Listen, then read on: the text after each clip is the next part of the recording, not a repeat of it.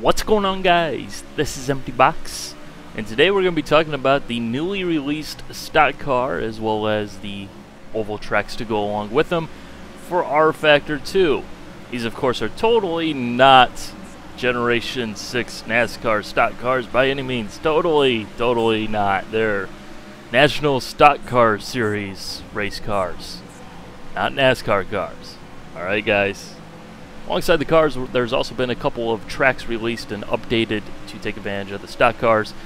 First off, there is Jacksonville Super Speedway, which is a 2.5-mile super speedway located in Florida. I think you guys can probably figure out what track this is supposed to replicate. Here's a hint. Your answer is Daytona.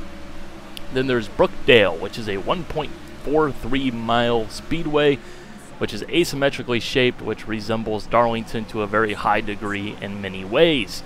Personally, I say that one's the best because it's the most fun. And then you also have Mountain Peak Speedway, which was updated somewhat recently, as well as Indianapolis Motor Speedway on the official content side of things. Beyond that, there's also a couple of other third-party tracks which you'll probably want to go ahead and get, such as Texas World Speedway or Nazareth, to further enhance your oval racing content list within rFactor 2. So anyways, back to the stock cars themselves. The tracks are the tracks, whatever. There's probably two questions that people want to know the answer to, and that's probably why they're watching this video. First of all, are the stock cars in rFactor 2 good? The answer, short answer at least, is yes. And then the second question, of course, because this is sim racing and this community can't go more than 2 minutes without discussing Sim X versus Sim Y, is it better than the iRacing version of the stock cars? Which I'll say that's a much more complicated answer that I'll explain a little bit later on. So anyways, let's go ahead and go back and answer the question, are the rFactor 2 stock cars good? And let me just say this right up front because this becomes important when I answer that second question. My first reaction when I drove these cars around Mountain Peak Speedway, the 1.5-mile intermediate track, was, holy crap, there's way too much grip in these things. That becomes important when I answer the second question that I just asked. But you know, honestly, I really like these stock cars. They are fantastic vehicles here in rFactor 2. They behave in the way that I expect them to. You know, you go through the corners really fast because in these cars now you have so much downforce, you have so much grip. You know, you just go really fast and you're like, there's no way this is possible. But then you actually look at what's happening in the real world with these cars and you're like, how's that happen? I mean, it's amazing how fast these things can go. It's amazing that we are now to the point in time where a stock car can go around a 1.5-mile intermediate oval in qualifying trim with just a lift of the throttle. You know, they're spending that much time in the throttle these days, and that's what you're doing here in rFactor 2 with these cars. You know, when you first drive it, it does feel like there's way too much grip. You're like, this isn't a stock car, this is way too easy. But then when you actually think about it, it makes sense. You know, I haven't seen anything yet with this car on testing on any of the oval tracks that makes me say, what the heck just happened here? I haven't seen any holes or anything like that.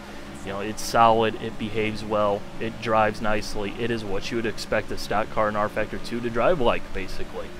You know, honestly, the car itself in terms of the driving, absolutely fantastic. You know, it's lovely. I love it. It's a blast. You know, it drives like I'd expect it to. So let's go ahead and switch gears a little bit to that other question. How does it compare to the iRacing version of the same car? Because, well, within the sim racing community, for a lot of people, iRacing is still considered the oval racing king for one reason or another. So, well, yeah, let's go ahead and talk about that. Okay, a quick little history lesson. Many of you guys will know that the iRacing Sprint Cup car, which is the same thing that rFactor 2 has here with this content package, received an update which changed the tire model on that car, and to me, to my fingers, my hands and feet, it totally changed that car entirely. It went from a car which I had zero confidence at all, had zero clue what in the world the thing was going to do beforehand, to now a car I actually can drive with confidence. I can place on the road. I'm not worried about driving the car, I'm actually worried about racing the other people, more or less. You know, it changed them entirely. My initial reaction to that version of the car in iRacing, as well as many other people's reactions to the same car in iRacing, was, holy crap, it's too much grip! And then you play rFactor 2 and you see the same type of things. My initial reaction, as I mentioned previously, was, holy crap, it's too much grip! Because, holy crap, these things have a lot of grip. But You know, even going beyond that, driving the stock car here in rFactor 2 around Mountain Peak Speedway, which is totally not Charlotte Motor Speedway, I find myself, you know, accounting for the differences in the layouts and the variations, driving the track the same way. You know, I'm not using the brakes in one and not using the brakes in the other. I'm lifting at the same speed. You know, I'm lifting out of the throttle, you know, going the similar speeds down straightaway. Everything's lining up. It's all linking up because it should. You know, these are simulations of the same vehicle. It may be two different simulations, but we should have one same result because they're simulations, right? You know, they feel very similar up until the point where you've started to lose time after you've gone over the limit, but, you know, that is what it is, and we could totally go down that road and cause all sorts of different arguments and whatever, but my point is that they're both pretty dang good. They both drive in very similar fashions, which isn't pro iRacing or pro rFactor 2 or anything like that. It's pro sim racing, because what it really means is that we have two different titles which are doing things differently that are getting to a common result. You know, that's good to see.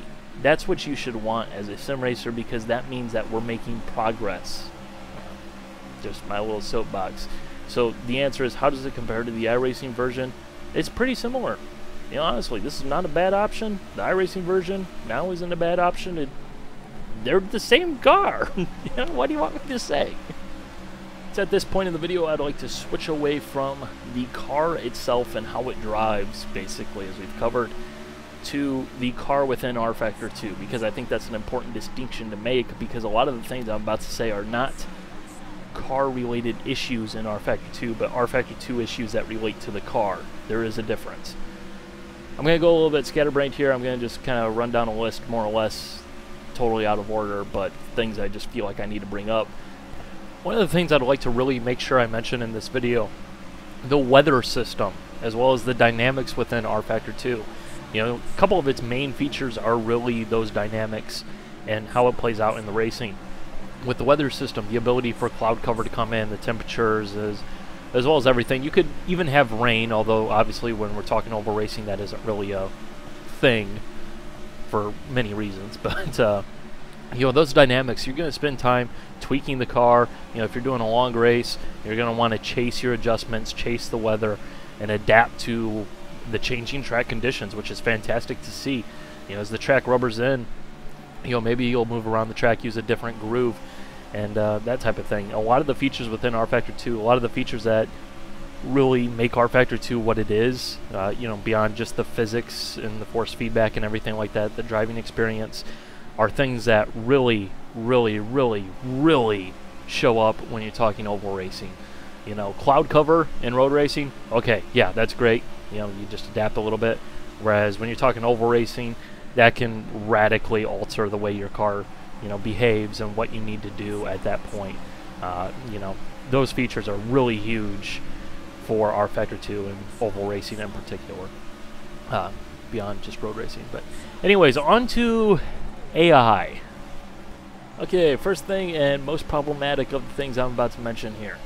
The AI is totally not set up or suitable for oval racing within rFactor 2. They work great on the road courses, you know, even in the stock cars here. You know, it's among the best AI that you're going to find within sim racing currently in that regard. However, on ovals, they just don't work that well at all. They're, first of all, pretty dang slow to the point where they're not really all that challenging, as well as the fact that when they go into the corner, they behave in an unrealistic fashion. They basically slow down in an instant, which means that you can either go up the inside and pass them without a challenge at all, or alternatively, you can just hold back a little bit. They've killed their momentum, go sailing around the outside, and then at that point, you're outside of them, and that means that they essentially give up the corner entirely and stop even caring, more or less. And then you also have the passing behavior from them, which can range from anywhere between, yeah, I'm not really going to pass you, I'm not interested in racing because this isn't a race or anything, to the straight up, I am going to move you out of the way like it's Martinsville type approach, where regardless of what you do, they'll just drive right through you like you don't even exist. It's just not good at all. If you're looking for good quality, exciting, fun, enjoyable, offline, you know, stock car on oval sim racing, NASCAR Racing 2003 season is still hands down the best option available on the market currently, even though it really isn't on the market and hasn't been for 12 years. I mean, seriously, the oval AI in this game just not working. Another thing worth mentioning along the same lines, if you do want to run a full grid of 43 cars in the stock cars, you are going to need a pretty beefy system. You're going to need a system that can actually support it and sustain it, unless you want crappy frame rates. It's the same thing with every racing game out there, however, it's worth mentioning because, you know, honestly, putting more cars on track has more of an impact in this game than a lot of other games as well, because of all the complexities and things that are going on under the hood. So it's worth throwing that out there. You know, typically, running a 20-car grid, not much of a problem. In stock car racing, kind of lame. I want 43 cars out there because that's what happens in the real world, and they get more bent sheet metal and carnage and stuffs. So yeah, just figured I'd mention that. Next up, the spotter in rFactor 2 sucks. Okay? Yeah, it's a relatively minor thing. Doesn't really matter when you're road course racing, but when you're on ovals, you know, the spotter is very helpful to have, especially if you're like me and you race on a single screen. And oh man, every single time I hear the guy's voice, I'm just pulled out of the game. Goodbye Immersion.